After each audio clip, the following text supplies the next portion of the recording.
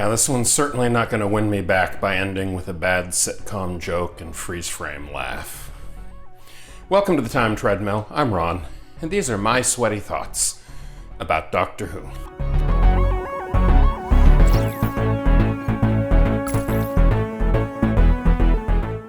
The Androids of Tara.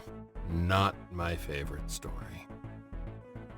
I mean, as pastiches go, it's a good send-up of The Prisoner of Zenda, I guess.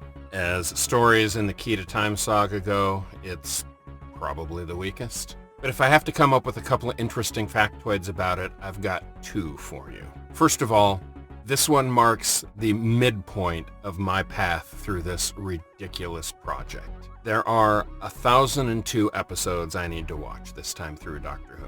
Now, almost certainly before I finish, there will be one new broadcast episode, The Revelation of the Daleks, either this Christmas or this New Year, which will make for 1,003 episodes. And as of just a few minutes ago, I have watched 502 of them. So I am halfway there and halfway home. Now, that certainly doesn't mean that I have about 250 episodes left of Sweaty Thoughts. So far, every episode I have watched has been of the 25-minute variety, and that's going to continue for quite a while yet, up into the Sixth Doctor era. At a certain point, it shifts into 45-minute episodes, where I'll be watching one per day instead of two per day. And then, of course, when I get to the modern era, it's basically all 50-minute episodes, aside from the occasional special that runs an hour or even 70, 75 minutes. 5 Doctors, I believe, will be the longest single episode I watch in this project. So anyway, that means at a certain point I will stop seeing 2 episodes per day and go to 1 episode per day, and that means that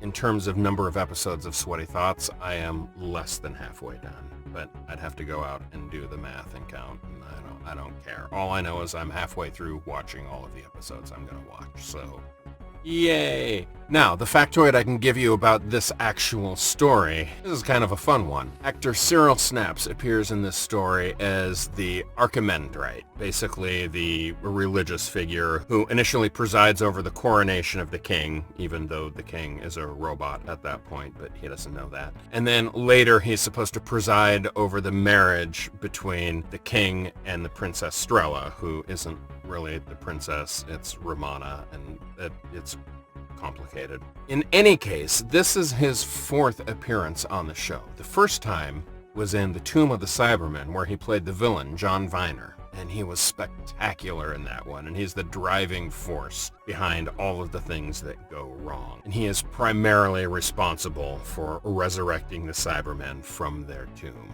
He also dies by the end of the story. Now, his second time around was in the Jon Pertwee era with The Ambassadors of Death, where he played Lennox, and once again, he dies by the end of the story.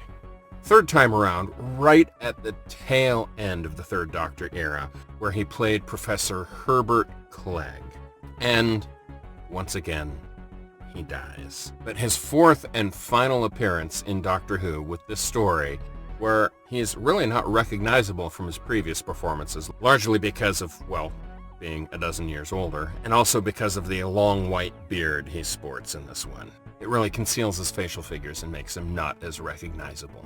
But happily for him, he actually survives through to the end of the story, and so Cyril Snaps goes out on a happy ending. I wish the rest of us did. In any case, that wraps it up for the Androids of Tara. Tomorrow is a story that I only remember because it has a giant octopus monster in it. But as reasons for remember episodes go, that's a pretty good one. I'll see you tomorrow.